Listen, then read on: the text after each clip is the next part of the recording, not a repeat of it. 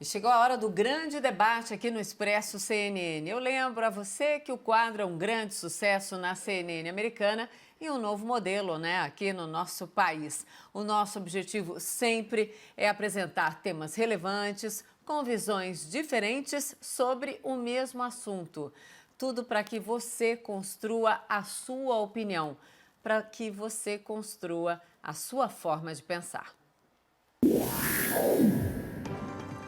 O governo de São Paulo anunciou hoje o plano para retomar a atividade econômica a partir do dia 11 de maio. O governador João Dória anunciou também que vai repreender manifestações que bloquearem ruas próximas a hospitais. O término da quarentena obedecerá um cronograma diferente para cada região. Outros estados, como Goiás, Santa Catarina, Rio Grande do Sul e também o Distrito Federal, começam a lançar programas para acabar com a quarentena. E este é o tema do grande debate de hoje, então. Os nossos debatedores são Augusto de Arruda Botelho, advogado especialista em Direito Penal. Boa noite, Augusto. Boa noite. E Caio Coppola, bacharel em Direito e comentarista político. Boa noite, Caio. Boa noite, Mona Lisa. Boa noite, doutor Augusto. Boa noite ao espectador da CNN. Quem começa hoje é você, Augusto, por favor. Vamos lá. Primeiro, boa noite a todas e todos. Eu queria fazer uma introdução na minha fala inicial, contando uma pequena história. Em 2012, houve no Brasil o julgamento daquilo que foi conhecido como mensalão. Um julgamento bastante rumoroso, bastante importante, que foi um dos primeiros julgamentos que a gente se tem notícia de transmissão praticamente em tempo real na televisão. Eu, como outros vários advogados criminalistas, assistimos diariamente esse julgamento por questões profissionais. E nós comentávamos muitas vezes, bastante assustados, como comentaristas na TV faziam afirmações absolutamente peremptórias sobre temas eminentemente técnicos. Eu me recordo de uma passagem, havia lá uma discussão da possibilidade ou não de um recurso específico dentro do julgamento do mensalão, e eu vi dois comentaristas num programa de televisão fazendo afirmações completamente categóricas sobre esse tema, enquanto a academia, enquanto professores ainda discutiam a viabilidade de um recurso ou de outro. Por que eu estou dizendo isso? Para falar que, não, só especialistas podem ter opinião? Não. Mas num momento como esse, principalmente num tema tão grave como esse, eu já falei isso aqui, principalmente quando a gente discutiu a hidroxicloroquina. É muito importante que o debate, a informação, ela não seja baseada em achismo, nem numa opinião pessoal de uma pessoa que muitas vezes não tem um conhecimento técnico suficiente para fazer uma afirmação tão categórica. Então, tudo que eu vou falar aqui, eu vou falar com base em informações que eu obtive em fontes seguras e conversando com pessoas, sim, especialistas sobre o tema. Vamos lá, então, sobre principalmente a possibilidade de se abrir o comércio no estado de São Paulo, possibilidade essa que foi desenhada numa entrevista coletiva bastante longa do governo do estado de São Paulo hoje. Quais foram as palavras que eu mais ouvi nessa coletiva? Ciência, pesquisa, plano, gradual, heterogêneo, seguro, testagem rápida, faseamento e seguir a curva epidemiológica. O Plano São Paulo, que é assim o nome desse plano de abertura, foi tomado, segundo palavras do governador do estado, com base em dados, evidência e na ciência. E ele vai ser implementado ao longo de um período que vai ser melhor especificado a partir do dia 8 de maio, quando esse plano será detalhado. De que forma? Em fases, regionalizando o estado de São Paulo e por setores da economia. Nem todos os setores da economia abrirão de uma hora para outra. Esse plano vai dar certo? Eu espero que sim, porque é um plano real, é um plano concreto, feito com planejamento e que prevê uma cronologia de abertura gradual, mais uma vez, do estado de São Paulo. Eu torço imensamente para que esse plano dê certo. Alguns pontos do plano, e que eu vou tratar, obviamente, ao longo do debate, me preocupam? Sim, me preocupam muito. O primeiro deles, antes de eu passar a palavra para o Caio, é que você divulgar um plano de flexibilização do isolamento com quase uma semana de você de fato implementar este plano, eu tenho receio de que isso gere na população, e é natural que isso vá acontecer, uma sensação de pseudo-liberdade. Já que daqui a uma semana vão flexibilizar o isolamento, eu já vou começar a flexibilizar ele agora. Isso a gente viu acontecendo hoje na cidade. Hoje é o maior índice de congestionamento na cidade de São Paulo desde que o isolamento começou. Então, a minha preocupação primeira em relação a anunciar este plano da forma como foi feito é que a gente se sinta confortável, e não podemos ainda nos sentir confortáveis, para começar a sair antes do tempo das nossas casas. Caio, suas primeiras considerações, por favor. Bom, sobre a coletiva de imprensa, nenhuma novidade, né? Ela foi, de fato, doutora, extensa, cansativa, autorreferente, midiática e de pouco viés científico, né? O governador, ele insiste na ideia de prorrogar a quarentena baseada numa data arbitrária, como se o vírus se importasse com o calendário do governo e a pandemia lesse PowerPoint. E ai de quem questionar a duração e o rigor do isolamento, né? Afinal, o resultado desse sacrifício todo é salvar vidas. Será mesmo? Eu tenho um estudo científico aqui de 2019, publicado por economistas e médicos sanitaristas do Brasil e do Reino Unido na revista especializada The Lancet. Ele avaliou mais de 5 mil municípios brasileiros e concluiu que a cada 1% a mais na taxa de desemprego, a mortalidade aumenta 0,5 ponto percentual. Segundo esse estudo, em razão da última crise econômica, aquela gestada no governo Dilma Rousseff, 31.415 pessoas tiveram sua morte diretamente relacionada aos efeitos da recessão econômica. Isso só na população jovem e adulta, não contabilizaram mortalidade infantil. Então aqui, voltando para 2020, o Sebrae já anunciou que pelo menos 600 mil empresas fecharam. As projeções de retração do PIB estão oscilando entre 5%, 7%, 9%. Um dos cenários do estudo do Instituto Brasileiro de Economia da Fundação Getúlio Vargas projetou 12 milhões e 600 mil novos desempregados no país. Isso seria equivalente a uma taxa de desemprego colossal de 23,8%, dá aí 12 pontos percentuais a mais do que a situação anterior à pandemia. E se para cada ponto a mais no desemprego aumenta aí 0,5 ponto a mortalidade, a tendência é que o número de mortes no país cresça pelo menos 6%. E isso representaria 76.080 vidas perdidas. E 800 vidas perdidas, perdão. Isso só entre pessoas acima de 15 anos. É uma afronta à ciência, é uma afronta à lógica, é uma afronta ao bom senso dizer que paralisar a economia salva vidas, porque recessão mata. Outro argumento muito comum entre os teimosos advogados aí da radicalização do isolamento diz respeito à capacidade do sistema de saúde. De fato, a variável mais determinante para a sobrevivência de um paciente grave é a existência de leitos de UTI. Né? Só que a percepção do grande público é de que o sistema do estado de São Paulo, né, que é o epicentro da epidemia, ele está absolutamente saturado. A imprensa contribui para esse clima de pânico ao publicar manchetes como aquela que a gente já discutiu aqui. O Hospital Emílio Ribas tem 100% da sua capacidade ocupada. Ok, só que tem a informação fundamental. São só 30 leitos de UTI num estado que tem mais de 15 mil leitos de UTI. Na contramão desse sensacionalismo, hoje foi anunciado que a fila de testes para o coronavírus está zerada, ou seja, não tem exame pendente para paciente. Também foi anunciada uma taxa de ocupação de leitos de UTI de 53% no estado e 73% na região metropolitana. Então, eu recomendo que o espectador acesse também o portal da transparência do Registro Civil na aba especial Covid. Lá é possível fazer uma comparação entre o número de óbitos de 2019 e 2020, tanto no seu estado quanto no Brasil inteiro. Aqui em São Paulo, nós tivemos esse ano 1.468 óbitos a menos por pneumonia e insuficiência respiratória. E se a gente selecionar o mês de abril, esse mês de abril até o dia 22, são 1.938 óbitos a menos em relação a 2019.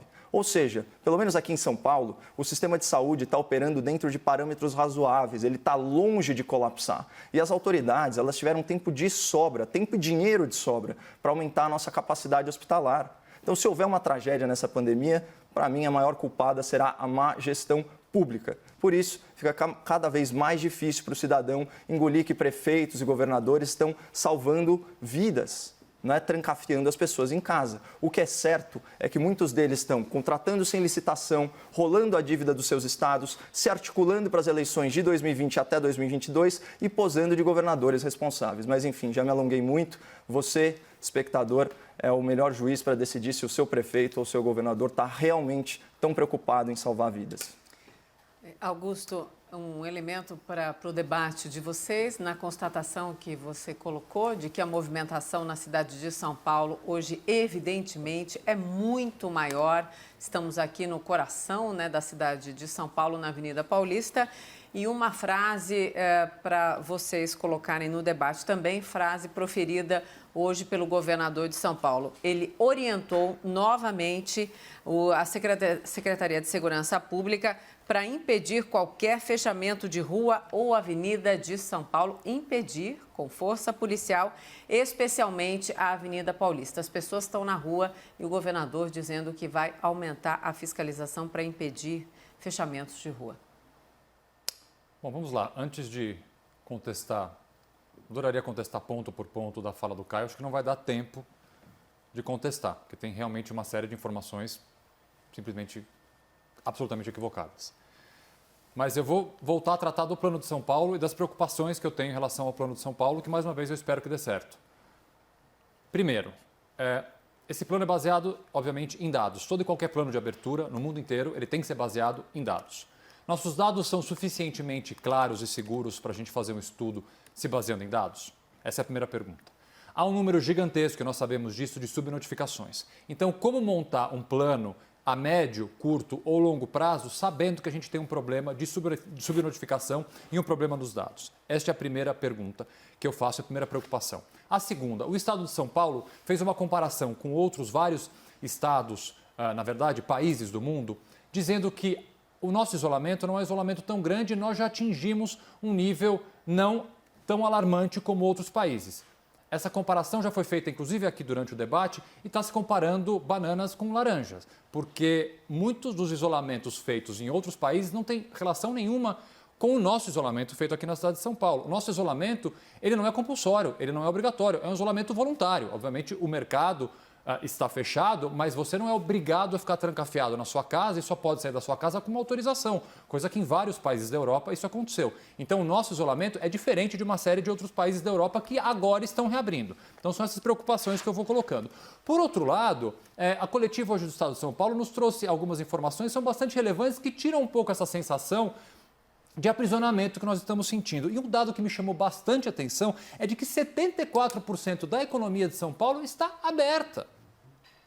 Vejam só, 74%. E um outro dado que me chamou muita atenção, eu sinceramente, gente, achei que a gente estava nesse isolamento há 2 meses, ou coisa o tanto. Sabe há quantos dias São Paulo, o estado de São Paulo especificamente, está em isolamento oficial? 29 dias. É tanto assim para a gente não conseguir aguentar um pouco mais? E agora vamos um pouco para as falas do Caio. A data fixada pelo governo estadual é arbitrária. Não, ela foi... Se o Caio não assistiu à coletiva, sinto muito, mas ela foi explicada porque essa data foi com base em dados. Se esses dados estão corretos ou não, a gente vai ver ao longo do tempo. Mas a data está longe de ser arbitrária. Não é uma data política, não é uma data ideológica, é uma data com base na ciência. Isso foi falado por diversas vezes. E eu me pergunto aqui, porque eu só ouço críticas, qual seria a proposta específica aqui no debate para a flexibilização do isolamento? Se uma abertura, como está sendo feita em São Paulo e em outros estados, gradual, setorizada, regionalizada, também não é bom, qual é a proposta aqui no debate? Uma abertura total, uma ruptura do isolamento de uma hora para outra? É essa a proposta? Que dado científico nos traz? A revista Lancet. Bom, esse texto científico, que já foi trazido várias vezes aqui, só tem uma pequena diferença com os dias de hoje. Naquele momento em que foi feito aquele estudo, a gente não estava tratando de uma doença contagiosa. Eram outras referências utilizadas nesse estudo, que é um estudo interessantíssimo mesmo, que merece ser lido. Só que ele não tratava de uma doença altamente contagiosa como o coronavírus. Com relação aos leitos, que essa realmente é uma métrica muito importante para a gente saber quando a gente pode flexibilizar ou não uma economia de qualquer estado, o Caio trouxe o número aqui de 15 mil leitos de UTI no estado de São Paulo. De fato, esse número está correto, mas esse número inclui leitos de UTIs privadas. E nem todo mundo, na verdade, a imensa maioria da população do estado de São Paulo não tem condição de ser hospitalizado num hospital privado. Então, o número correto de leitos de UTI em hospitais públicos era de 3.600 e subiu agora um pouquinho para 5 mil leitos. Então, não são esses 15 mil leitos disponíveis para toda a população mais vulnerável. E por último, antes de ouvir mais um pouquinho o Caio, foi dito aqui má gestão, né? Que o problema é má gestão. Boa gestão é do governo federal, que hoje, na primeira entrevista coletiva do novo ministro da Saúde, que não tem culpa nenhuma de ter sido colocado no meio desse problema da forma como ele foi colocado, foi apresentado o número 2 da Saúde, que é o general Pazuello, que também não tem culpa nenhuma de ter sido colocado nesse cargo. E a declaração, não na entrevista, mas numa outra entrevista do general, foi a seguinte. Perguntado para ele sobre isolamento social, ele disse, olha, eu não tenho visão do todo, até porque até ontem eu estava comandando uma tropa. É esse o planejamento que a gente acha bom que seja feito? Caio? Bom, vamos lá, né? Doutor, você é especialista em direito penal, você sabe muito bem que o ônus da prova é de quem acusa. Eu não vi aqui nenhum dado, nenhum fato que eu disse ser refutado, pelo contrário. Quando você fala que o estudo publicado na Lancet não considera a pandemia, isso é uma obviedade, porque ele se trata de um estudo econômico, né? A tese do estudo é justamente que a cada ponto percentual que aumenta o desemprego, aumenta também meio ponto percentual a mortalidade na sociedade. Isso é muito simples de entender, lamento se eu me expressei mal.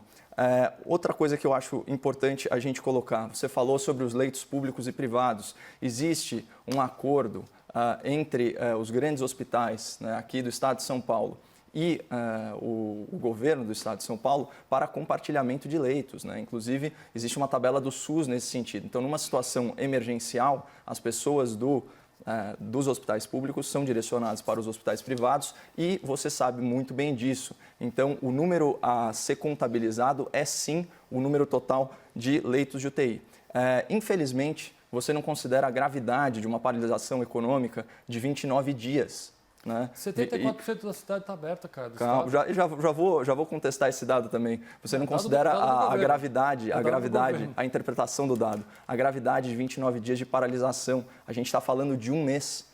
Imagina o que vai cair a renda do cidadão médio, que isso não alavanca o desemprego e baseado na queda de renda, a queda de consumo e aí uma espiral negativa na economia. E sobre os 74%, a gente tem que tomar muito cuidado, mais uma vez, com números relativos, com média. Por exemplo, se você comer 2 pães e eu não comer nenhum, na média a gente comeu 1.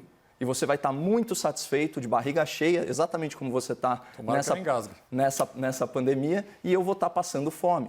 Então, a gente tem que tomar muito cuidado, porque às vezes o número ele desumaniza uma situação. E esse caso é o caso clássico. Quando você fala 74% da economia está ativa, aqueles 26% que pararam totalmente. Estão numa situação de miséria iminente em muitos casos, estão desempregados, estão empobrecendo em casa. Então não significa que cada cidadão brasileiro teve uma redução de 25% na renda. Não é isso. Né? A distribuição não é homogênea. A conta não está sendo paga de forma justa.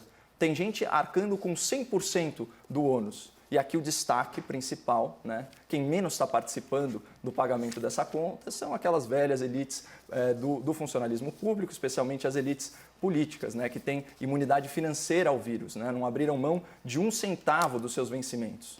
Não é verdade? Então, enquanto o setor privado arca com todo o ônus da crise econômica, o setor público paga essa conta. E vamos lembrar que são setores realmente importantes, mas são setores de energia, são setores que respondem por uma parcela muito grande do nosso produto interno bruto. O que a gente está falando aqui é do microempresário, é do autônomo, né? Essa é a população que está na situação mais grave. Então, assim, de novo, você traz um dado desse de 74%, ele não reflete a dura realidade de tantas pessoas. Se fosse um negócio tranquilo, que você abrisse mão de um percentual da sua renda por um tempo durante a pandemia, não ia estar essa insatisfação generalizada com o governador do estado de São Paulo. Então, eu já me alonguei um pouquinho aqui, passo a palavra. Tá. Isso, Augusto, por favor. Tudo bem, você falou bastante, só faltou uma coisa que eu ainda estou bastante curioso para entender. Qual seria o seu plano de abertura da economia? Nossa, eu já falei isso aqui várias vezes, mas doutor. como é que ele seria feito? Amanhã, segunda-feira, o dia 1º de maio, para pegar uma coisa bem pouco política, no dia do trabalho, todo mundo volta a trabalhar, esse é o plano? Doutor, vamos lá. Não, vamos lá. Deixa eu voltar a palavra para mim. Era uma pausa dramática? Era uma pausa dramática, era só para você responder rapidamente. Você responde na volta, porque agora eu vou tratar de um tema que eu achei bastante interessante, seguindo inclusive uma dica sua. Você divulgou, deixa eu ver se eu vou acertar agora, no seu canal de mídia independente, ontem, um estudo. É uma newsletter, que eu gostei, doutor. Newsletter. Eu gostei bastante. Não, eu gostei bastante do estudo, agora falando sério mesmo. É um estudo feito por médicos e por economistas, inclusive o Dr. Filardi, Bruno Filardi, é isso? Bruno Filardi. Eu li o estudo hoje. Patologista, PhD, o economista Samidana, também PhD. Exato. E um matemático, né? Acho e mais algumas pessoas. Alexandre Simas e mais 2 doutores da Universidade de São Paulo. Então, seguindo a sua indicação, eu li o estudo, é um estudo bem feito. Eu gostei do estudo. Primeiro que eu gostei da transparência do estudo, porque ele já começa dizendo assim, que isso aqui é uma estimativa, toda estimativa é passiva de falhas. Então, se houver alguma falha aqui, é porque é uma estimativa. Então, a transparência, num momento desse, já me é bastante simpática. E aí o estudo vai mostrando como é que ele foi feito, com base nos dados do Imperial College, mas usando uma outra métrica, uma outra metodologia, e ele chega em alguns cenários. Cenários que são, de certa forma, como é que eu diria, otimistas. Quase otimistas. Mas um dado me chama bastante atenção. O que o estudo afirma? Que no estado de São Paulo, vamos tratar o estado de São Paulo, que se o isolamento se mantiver da forma como ele está hoje, e o estudo toda hora ele frisa isso, fizemos esse estudo com base no isolamento da forma como ele está posto. Se a gente continuar o isolamento da forma como a gente está, o estado de São Paulo vai acabar com as seguintes mortes, entre 5.900 e 15.600 mortes. Você vê que é assim. Por isso que o estudo é passível de falhas, porque também os números são bastante díspares. Então, entre aproximadamente 6 mil e até 16 mil mortes. É uma diferença aí de 10 mil mortes. É bastante gente. Mas o fato é o seguinte, Caio. Se esse estudo que você recomenda, analisando o isolamento como está sendo feito agora, prevê esse número gigantesco de mortes, vamos lembrar, a gente tem até agora de mortes oficiais no estado de São Paulo, 1.100, 1.090 e poucas. Esse estudo que você recomendou prevê entre 5.900 e 15.600 mortes. Se o isolamento mudar, que parece que é o que você está propondo, que número a gente vai chegar, Caio? Bom, vamos lá. Como é que a gente vai explodir? E aí, só uma última questão desse estudo, que até eu fiquei numa dúvida, eu gostaria até de fazer contato com quem fez o estudo para entender. O estudo diz o seguinte, que é preciso entender que o isolamento social não é eficaz em salvar vidas, a não ser que falte leitos de UTI para algum doente. Entendi o racional. Ao considerarmos, então, que o estado de São Paulo, e com o cenário atual do isolamento, tem leitos sobrando, o estado consegue suportar essa demanda. Importante refrisar, e aqui ele faz esse ponto, que outros estados não têm a mesma condição da nossa. Então, assim, qual é o resultado desse estudo feito aqui para São Paulo? Que nós estamos numa situação razoavelmente confortável. Mas volto a dizer, razoavelmente confortável com um número entre 6 mil e 16 mil mortes, da forma como está. Então, por isso que me assusta um pouco essa tua proposta, o que me parece, de abrir de uma hora para outra a economia. O que me assusta, doutor, é o seu pavor quando você ouve falar em 6 mil mortes, né? Sendo que você propaga aqui o estudo do Imperial College, fala em centenas de milhares de mortes. Eu nunca citei o estudo do Imperial College aqui, Bom, Caio. você cita a OMS, cuja fonte direta é essa. Nunca citei esse Inclusive, a tomada de decisão no estado de São Paulo é baseado no estudo do Imperial College, né? E é um estudo alarmista. É um estudo alarmista, com falha metodológica. Então, o que tem à disposição para a população, para o espectador, como referência de tomada de decisão na administração pública, é o estudo do Imperial College. Por isso que esse estudo que foi batizado de modelo Covid Brasil é tão útil, porque ele mostra um outro cenário, né? E realmente a mediana desse estudo, número de mortes, eu peguei aqui, é na faixa de 8.500 óbitos. Agora, a gente está falando de um vírus que é letal e que no grupo de risco, né, dependendo da idade, da demografia que a gente está tratando, tem letalidade superior a 5%. Então, invariavelmente, haverá mortes. Invariavelmente haverá mortes. A diferença é que, no estudo que o Boletim Coppola publicou ontem, o número máximo estimado para o Estado não está na casa das centenas de milhares, como no do Imperial College. Outra coisa que é importante, quando ele frisa, quando ele repisa que o isolamento do jeito que está, ele não está falando do isolamento político, que é a quarentena horizontal decretada, o isolamento horizontal decretado. Não, ele está falando da real efetividade desse isolamento. Então, ele considera se as coisas permanecerem como estão. Portanto, ele isola essa variável. E como as coisas estão? Com as pessoas, menos de metade das pessoas, respeitando o isolamento horizontal. Hoje foi mais, portanto, hoje foi 57. Portanto, na prática, o que a gente tem aqui no Brasil já é uma flexibilização. A diferença é que essas pessoas estão interagindo, só que elas não estão trabalhando. Esse é o pior dos mundos, porque você não tem o suposto benefício epidemiológico, mas você tem todo o prejuízo econômico. E, doutor, você acabou se contradizendo justamente no final da tua argumentação, quando você reiterou o fato de que o fator determinante para esse estudo é justamente os leitos de UTI. E eu vim aqui mais cedo falar, a gente está com metade dos leitos de UTI disponíveis. Ou seja, o mais importante no caso do Estado de São Paulo, que é a capacidade, né, de atender os pacientes em unidade de terapia intensiva, isso já está dado. Aí você pergunta só, desculpa me estender, Mona Lisa, mas você me perguntar qual que é o seu projeto. O mesmo desde sempre, né? Igualdade material. Você trata os iguais igualmente, os desiguais desigualmente na medida da sua desigualdade. Você não faz a coisa como se o Estado fosse um bloco homogêneo, como se o país fosse um bloco homogêneo. Cada cidade, cada região tem a sua particularidade. Cada indústria tem a sua particularidade. Vai na indústria de São Paulo. A indústria de São Paulo, grande parte dela não parou. Eles adotaram protocolos rígidos. Você mede a temperatura, você cria protocolo de distanciamento social. Não precisa esperar até 11 de maio para isso ser feito. Isso poderia ser feito imediatamente em algumas regiões de São Paulo e do Brasil. Ninguém está propondo que as pessoas saiam por aí se abraçando. Certo. Não é esse o ponto. O seu estudo prevê até 15 mil mortes, agora a gente tem 1.000 mortes, mas você acha que agora a gente já pode, então, abrir, dependendo do lugar, a gente já pode abrir? O estudo não prevê 15 mil mortes, doutor. Para de desinformar. O estudo prevê de 5.900 a 16. No cenário pessimista, a mediana é 8.500. A gente está num estado de... Claro que eu não acho pouco, doutor. Você quer abrir economia agora, Caio? Claro que eu não acho pouco. A tua proposta... Deixa eu só entender um pouquinho para fechar. A sua proposta, então, vamos lá. Vamos fazer proposta. Vamos sair desse degrau do simplesmente ficar aqui falando, jogando informações, jogando dados. A sua proposta, então, é o quê? Para o Estado de São Paulo, é abrir o Estado e a economia como um todo, ainda que setorizado, a partir de quando, por exemplo? Por mim, poderia ser imediato. Você tem municípios que não tem um caso de Covid. Como é que você sabe se é você tem regiões que não tem... se não tem teste, se tem um gap ali da incubação do vírus? Como é que você consegue fazer uma afirmação de que tem municípios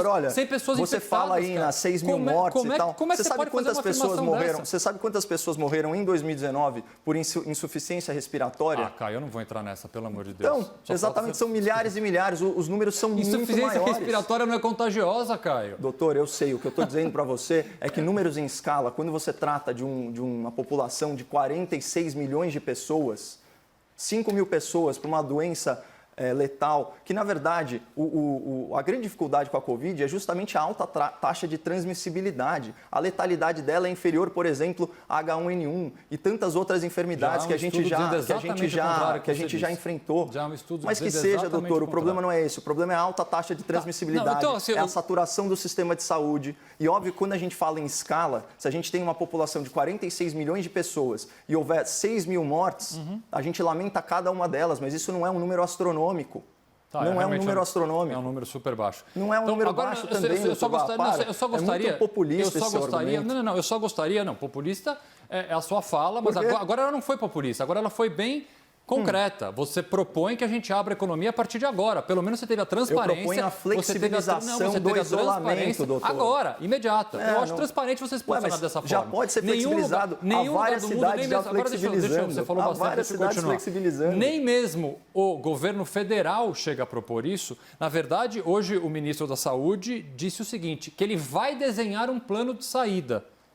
E que em uma semana eles vão apresentar uma diretriz de abertura. Então, nem o governo federal consegue propor essa saída, essa abertura já neste momento, mas o Caio, então, entende que para o Estado de São Paulo... O governo federal nem tem autoridade para isso. Quem tem autoridade são prefeitos e governadores. Você sabe disso também. Você não estava outro dia aqui defendendo a autonomia do governo federal para fazer isso, Não, Caio? Eu só estava falando que um decreto de prefeito e de governador não pode ser superior a uma lei, uma lei aprovada pelo Congresso Nacional e sancionada pelo presidente da República. E você sabe disso também.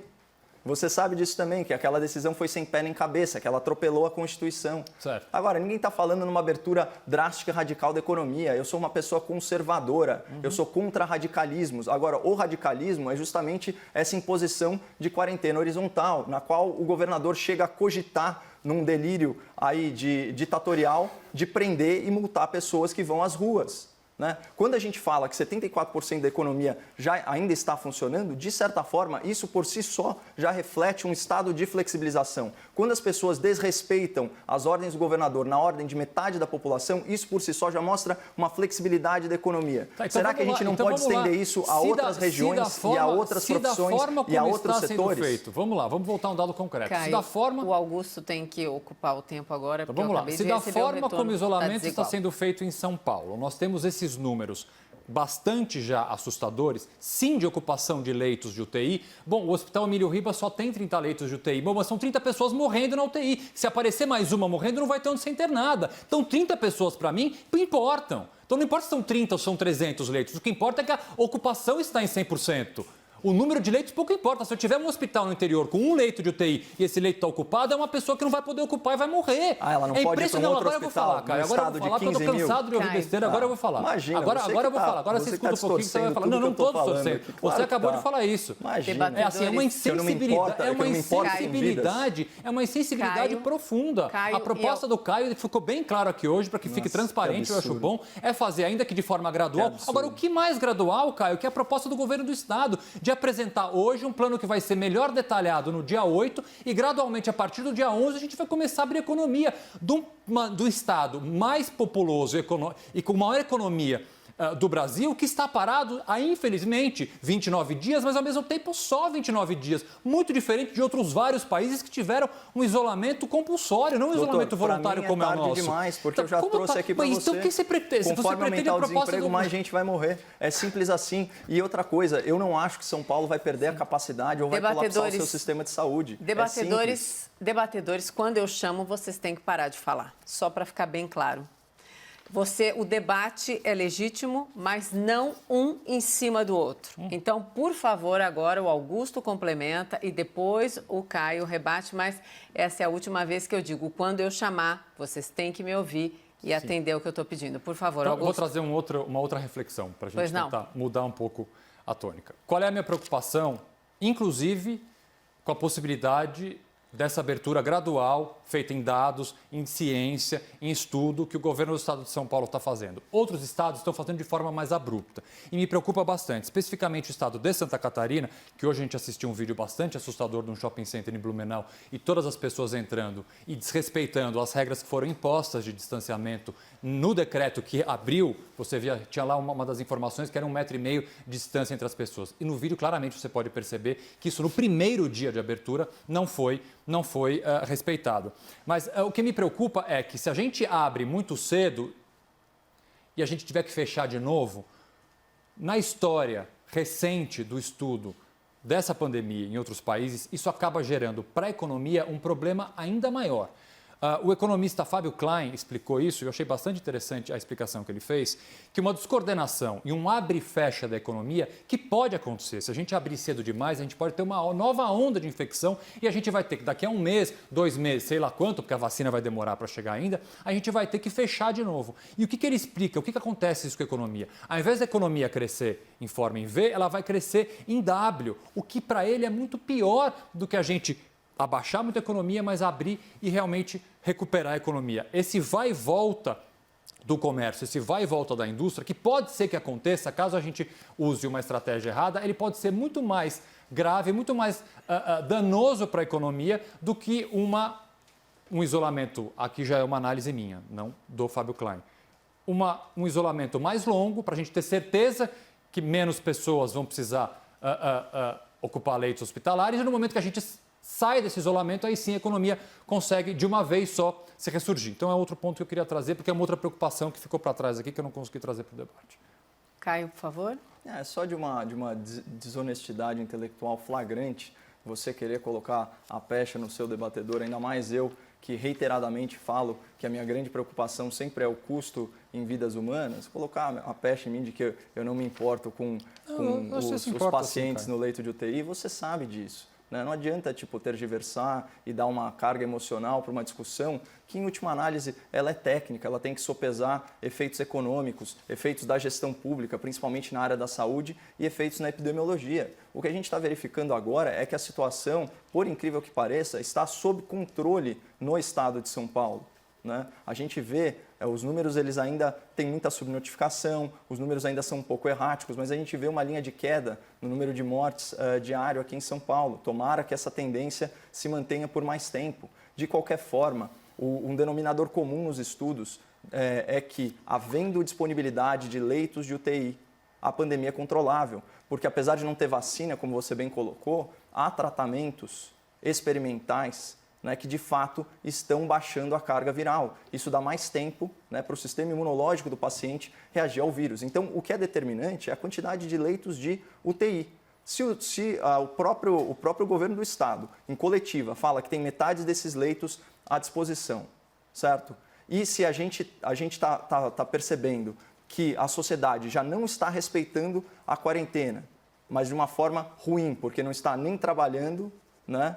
E nem respeitando, vamos dizer assim, as medidas governamentais. Sim. Então, por que não começar a cogitar, sabe, de forma paulatina, gradual, nos municípios? Mas isso está sendo feito com data marcada e o vírus não tem calendário, doutor. Isso vai ser feito dia 11. Você quer no sorteio? Vamos fazer no sorteio? Que sorteio? Imagina uma análise técnica de cada situação. Mas tá sendo feito. Eu sou contra colocar. Caio. Não tá. Você tratar em bloco um estado inteiro. Mas não é em as bloco. Fronteiras Você não assistiu a coletiva hoje, Caio. Desculpe. A implementação em fases regionalizadas e setorial. Do dia 11, isso já poderia ser feito agora, doutor. Sabe, cada semana que o trabalhador passa, sabe, sem ter sustento, sem ter renda, eu acabei de mostrar, não dá para ser mais claro que isso. Cada ponto percentual de desemprego vai implicar no aumento de meio ponto percentual na mortalidade. Sabe, isso é sério. Caio e Augusto, vocês querem ir para os argumentos finais ou continuam aí nesse debate para que eu não interfira mais? Se for, temos 2 minutos e meio. Você manda. Tanto faz, você então, que manda. Vamos para os argumentos finais, por favor. Caio, aí você já continua com o seu raciocínio, por favor. Bom, enfim, só resumindo, eu procuro ter um otimismo vigilante sempre, né? E me embasar em fatos e números. Eu trouxe dados aqui da coletiva de imprensa do governo, trouxe dados do registro civil, dados oficiais do registro civil. O doutor fez o favor de trazer o estudo inédito, né, que eu publiquei no Boletim Coppola, com o qual ele concorda em alguns pontos, ou pelo menos que ele respeita. Claro. Trouxe também o estudo da revista The Lancet, um estudo econômico sério, né, feito por uma equipe multidisciplinar de mais de um país, mostrando que recessão mata, né? A gente já vem discutindo há muito tempo o caráter político, né, de oportunismo, do uso dessa pandemia para fins outros que não são salvar vidas. Eu acho que o espectador já está com elementos aí de sobra para perceber o que realmente está acontecendo e que sim, a flexibilização do isolamento horizontal já é uma possibilidade em algumas localidades, em algumas regiões, em alguns municípios, em alguns setores. Não vamos tratar da mesma forma situações distintas, isso não é ciência. Augusto, argumentos finais, por favor? Sim, eu queria terminar dizendo o seguinte, que mesmo com a notória subnotificação e mesmo sem a gente ter ainda a real certeza do número de casos e até do número de mortos, o que a gente pode chegar à conclusão que, pelo menos no estado de São Paulo, a coisa parece estar dando certo. Nós não estamos numa situação de ocupação total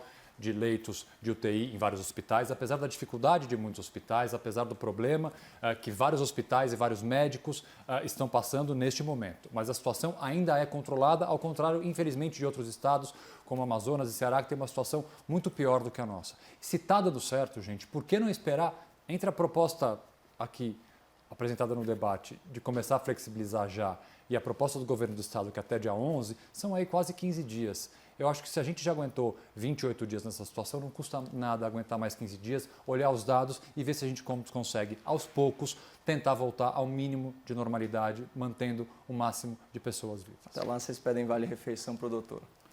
Ou para o governo federal, que está devendo R$600 para um monte de gente até hoje. Fica de assunto para amanhã, pode ser? Então vamos lá. Obrigada, Augusto. Boa noite. Obrigada, Caio. Boa noite.